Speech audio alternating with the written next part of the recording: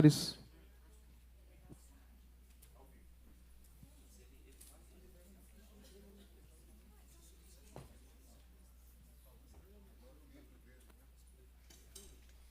We're going to begin, so I ask you to take your place, take your seats.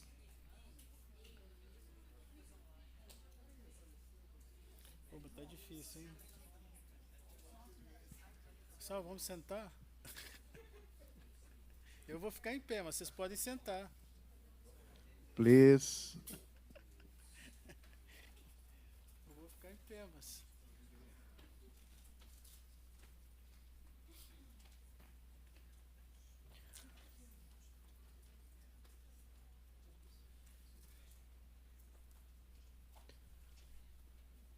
Bom, pessoal, mais uma vez, boa tarde. Nós estamos prestes a começar a nossa última fala de hoje, desse terceiro dia do nosso Encontro Internacional de Pragmatismo.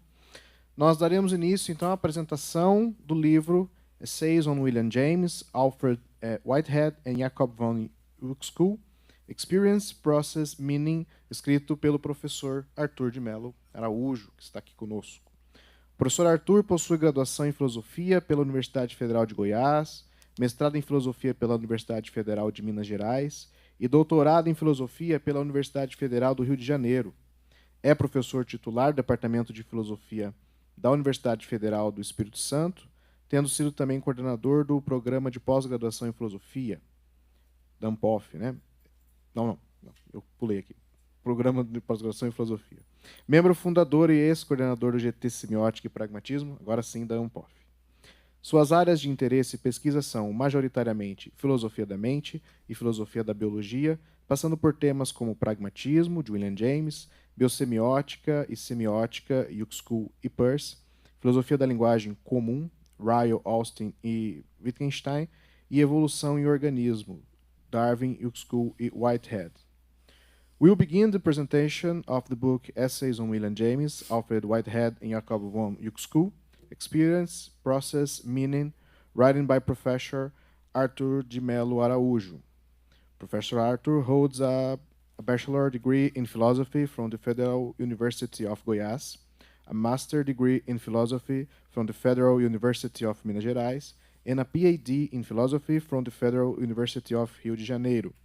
He is a full professor in the Department of Philosophy at the Federal University of Espírito Santo, where he also served as coordinator of the graduate program in philosophy. He is a founding member and former coordinator of the ANPOF research group on semiotics and pragmatism.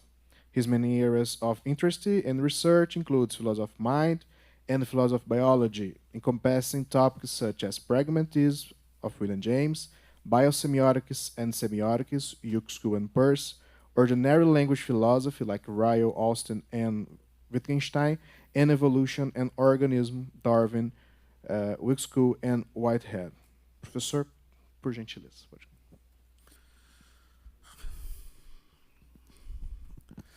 Thank you, Renan. Can you hear me? It's good? First of all, I want to say that I'm grateful to Ivo and the organizing team for this opportunity to present my book. As you can see... Ixi, agora foi demais. Tá. Então esse deixa assim, Renan. Renan, aí eu falo slide, tá?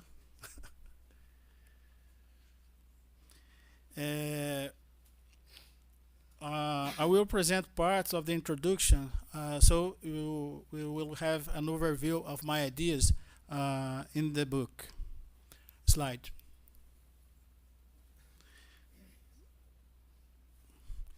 According to Kaplan and Janis, Darwin, Marx, and Freud taught us to see reality in terms of human dysentery. With Darwin, man was discentered from nature. With Marx, he was discentered from history. With Freud, finally, man was discentered from himself.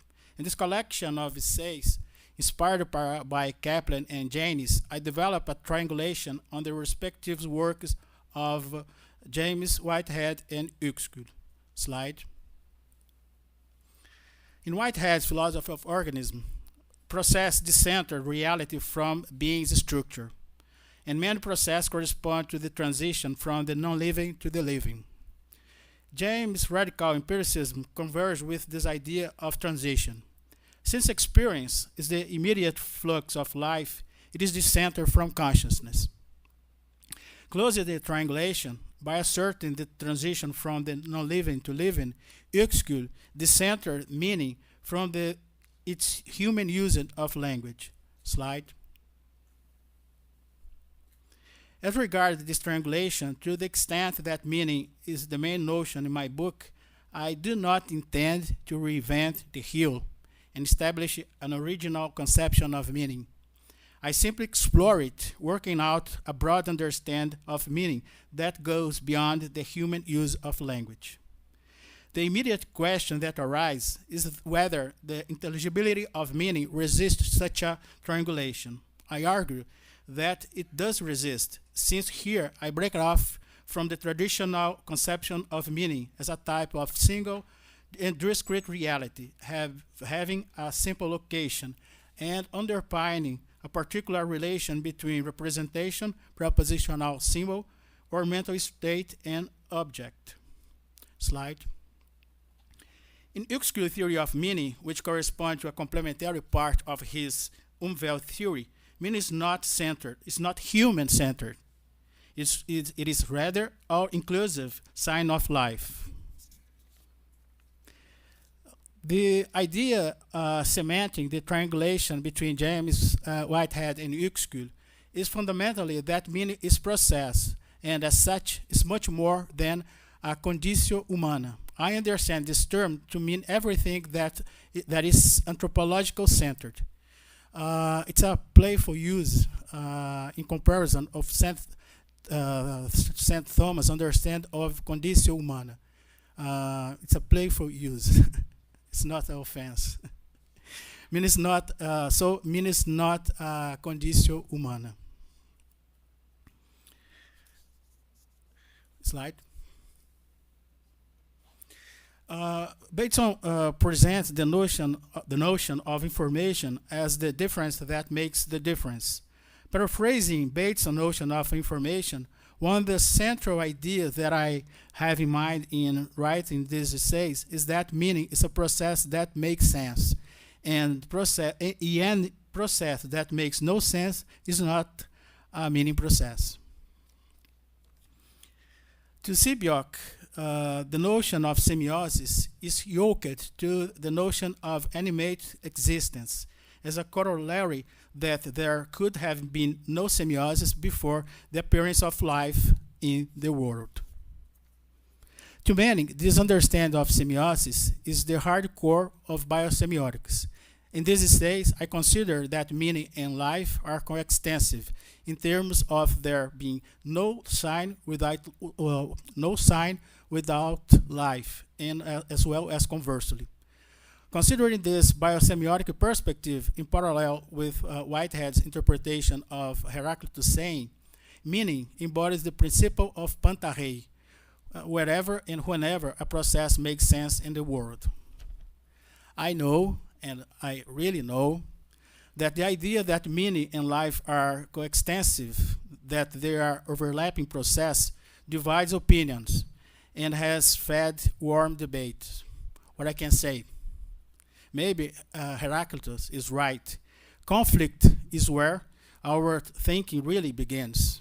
So don't be afraid of conflict. Slide. Considering the triangulation of Huxley's theory of meaning, James' empiricism, and Whitehead's philosophy of organism, I also want to explore the idea that meaning stands for the experiential dimension of life. To make clearer my line of thinking, meaning can be understood as the experiential dimension of living forms, since 1. Where there is experience, there is life, according to James' empiricism and Whitehead's philosophy of organism. And 2, where there is life, there is meaning, according to Huxley's understanding of meaning as a transition from the non-living to living. Summarizing my line of thinking, I have in mind that meaning incorporates dynamic process take place in multiple contexts of human and non-human life forms, and is therefore much more than exclusive linguistic category or conditio humana. Slide. According to my triangulation of James, Whitehead, and Uexküll, I don't think of meaning as a process that exists everywhere in the world. In my book, I explore the idea that meaning is a phenomenon of living forms, and it is only at this level of reality that a process makes sense as a meaning process or sense making. In other words, the idea here is that meaning is this distinctive process of what can be designated as the very sense of life. So, the best translation for this says, maybe this: where there is meaning, there is life. No meaning equals no life. A premise that over the last 15 years summarizes my work with philosophy of mind, epistemology, and philosophy of biology. Slide. Thank you very much. Não, mais um slide.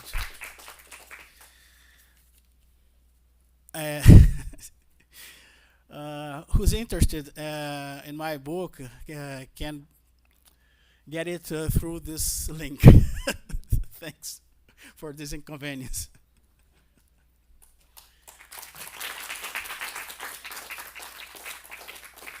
And once again, Ivo, thank you very much. I'm grateful to you for this opportunity and for our friendship. We wish you a big success. I hope so. That's all, people. Se vocês quiserem prolongar o debate ou quiserem perguntar alguma coisa para o professor Arthur, if you have some questions. Caro Arthur, se onde há vida, há significado. Significado são ideias. Por que o Unwelt, ou seja, as ideias do Uexküll, não estão incluídas dentro do conceito de idealismo objetivo do Peirce? Tá? Translate for me? I repeat, tá? I repeat.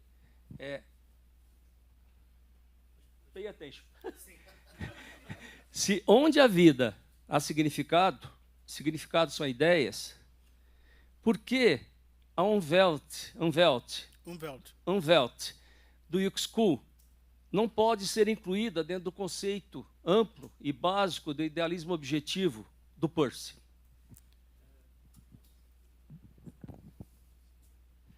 The question is, if the maxim, where there is meaning, there is life, where there is life, there is meaning, why couldn't the Umwelt, the life world, according to Uexküll, not be considered within Peirce's objective idealism?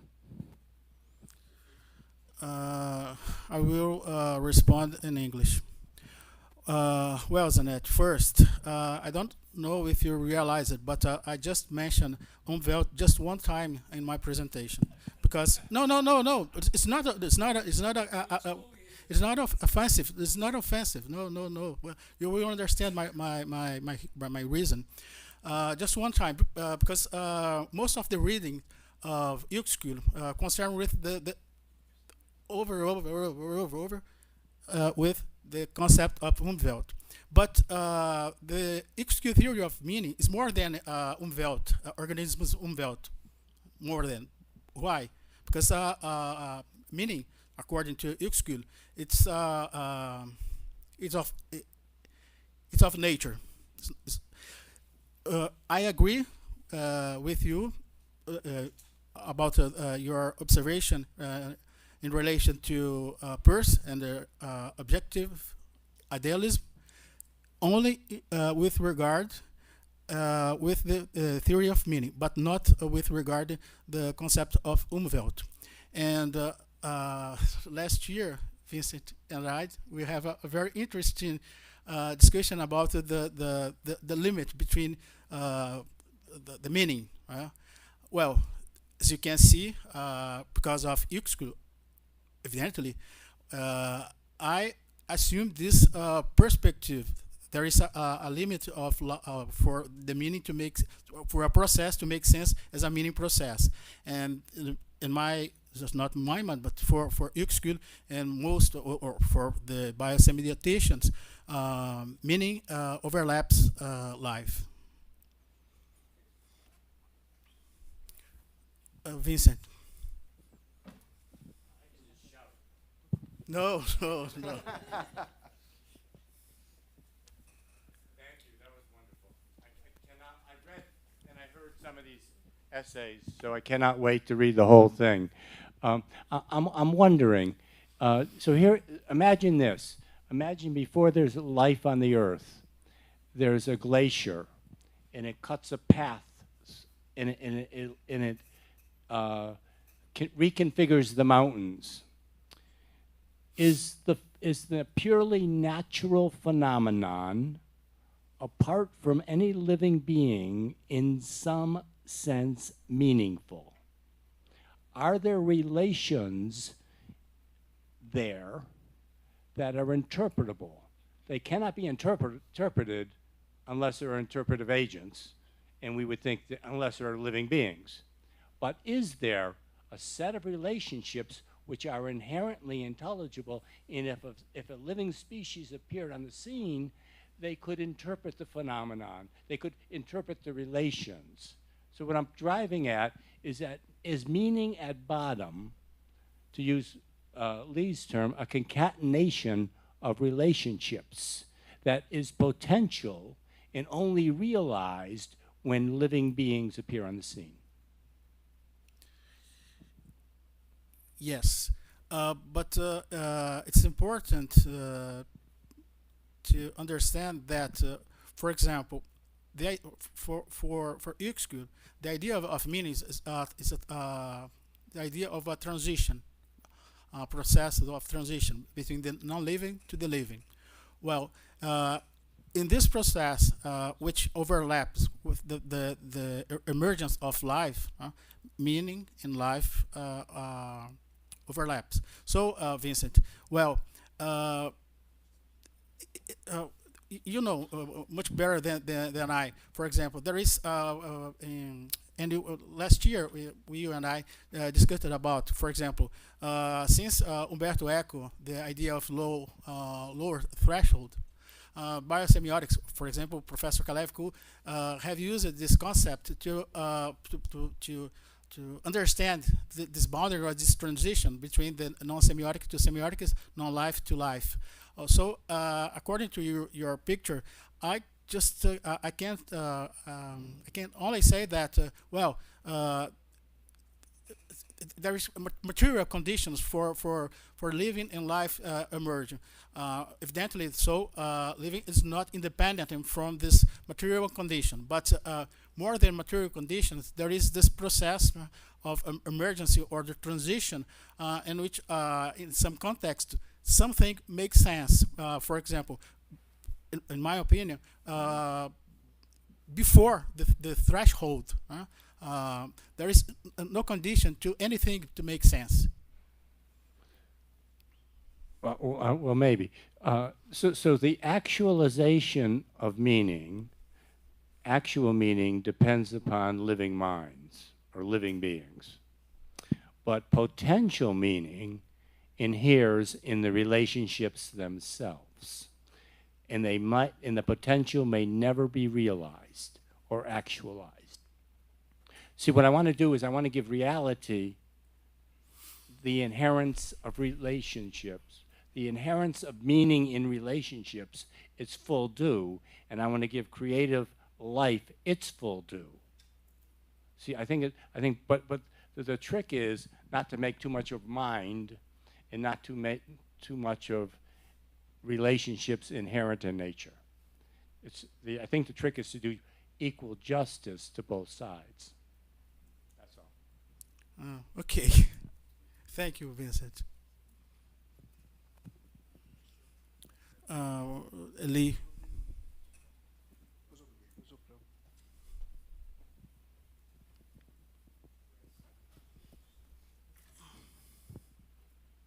Thank you so much. Exciting project, and I look forward to reading it.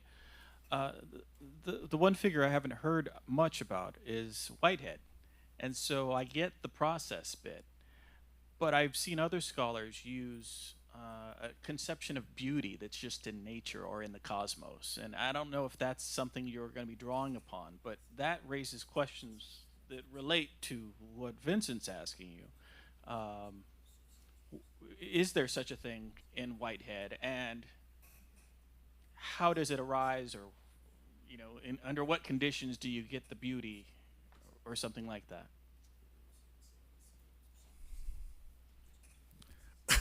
Well, it's a tough question. For example, você pode voltar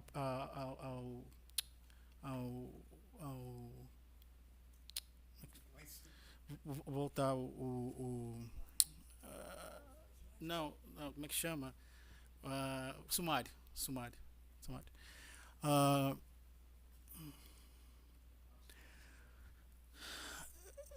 the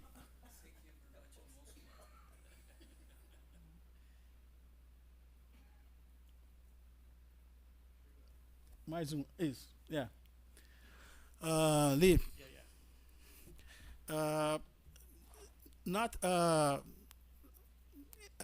United cosmology, because his work, the processing reality, it's a cosmology, right? It's a cosmological picture of the universe, or whatever.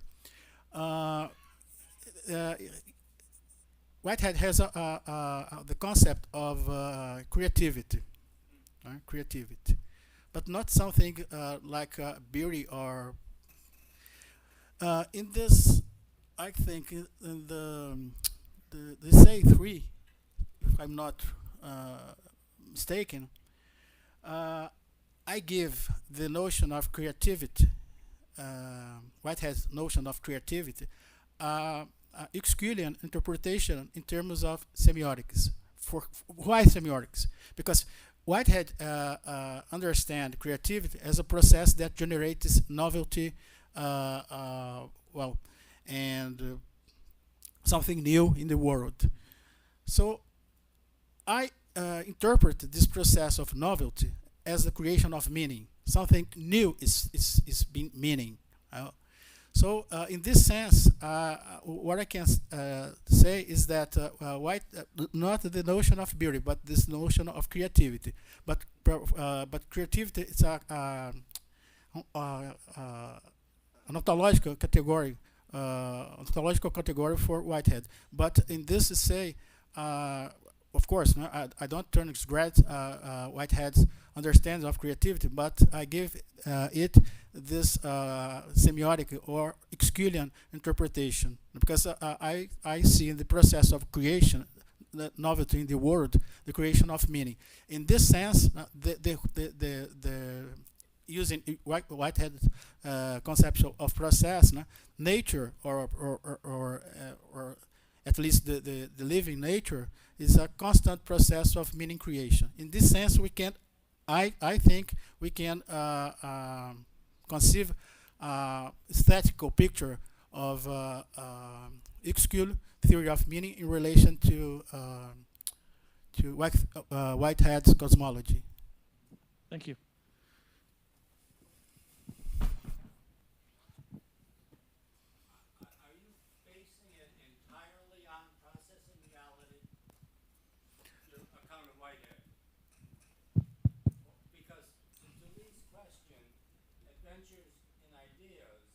Yes. As a chapter on beauty.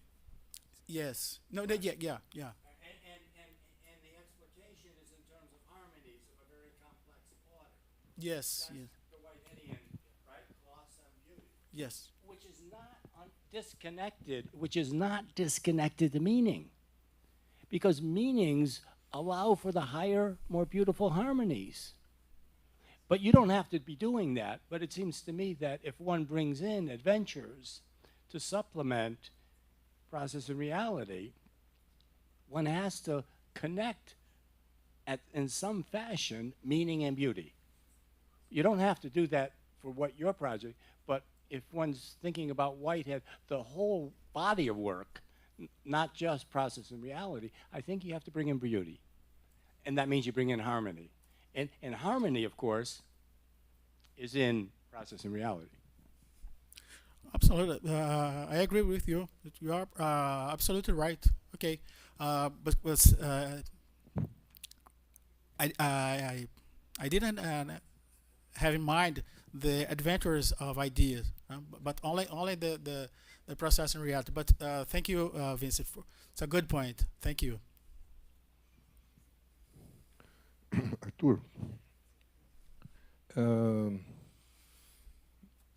if I understood well what is Uxku theory or concept, he said that every living being has a different experience, a different point of view of the whole reality. And but I'd like to hear you about if Uxku will agree that every living being, their experience will be under the three Persian categories. And so, if this is true, the categories will be the universal context or universal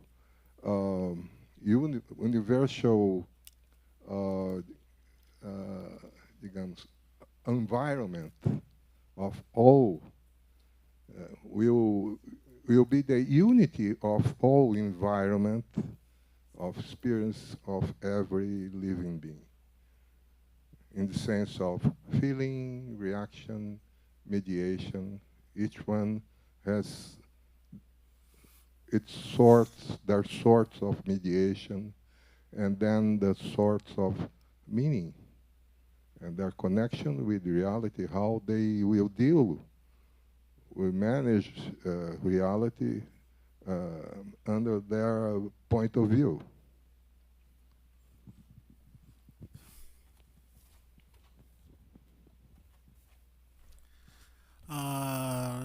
Thank you, Ivo.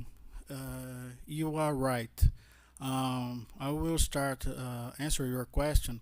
Remind you about the famous tick. You know the Uxküll tick, carrapato tick. It's famous. Of course, it's a experiment of thought. The tick, it's a predator in relation to mammals because of the blood. Well, many simulations and biosimulations interpret this relation between the tick and the mammal and the reference to the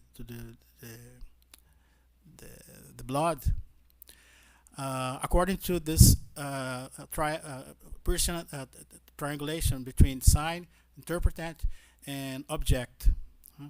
For example, the tick is the interpretant. The blood, the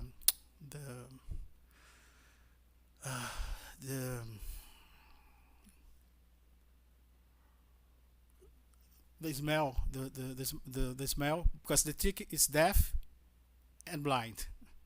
It can only perceive smells, so he gets the smell from mammals. So the smell functions for it as a sign of the mammal, the object. So if you journalize this model, it can be applied to countless forms of relation between organism, object, and environment, countless. And even, for example, in case of natural phenomenon, for example, it's a example, the relation between the oak tree and the rain. The structure of the oak tree adapted significantly to the rain. And what does a whole thing means? Means the need that the captation of water from the rain. Again, we can represent this relation between the oak tree, the rain, as a person-triadic relation between sign, object, and interpretant. This is mediation building. I think so, yeah. Peirce mentions the categories as the modes of being, these forms of experience, not content. And so, if you understand the categories like that, each living being has a particular environment, a particular experience, a particular circle of phenomena but the categories will apply in the same way for them. Feeling, reaction, and mediation. In mediation will be defined what is meaning for them.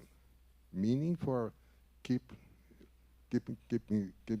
life going on. Go ahead. Okay. Thank you, Ivo.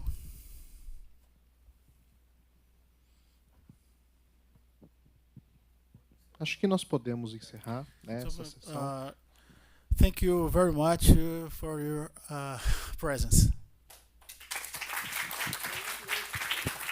Muito obrigado, professor Arthur, pela apresentação. Pessoal, então, retornamos amanhã, às 9 da manhã, no auditório 100, 100A, 117A, para as sessões de comunicação. So we continue tomorrow at 9 o'clock of morning. Okay. So see you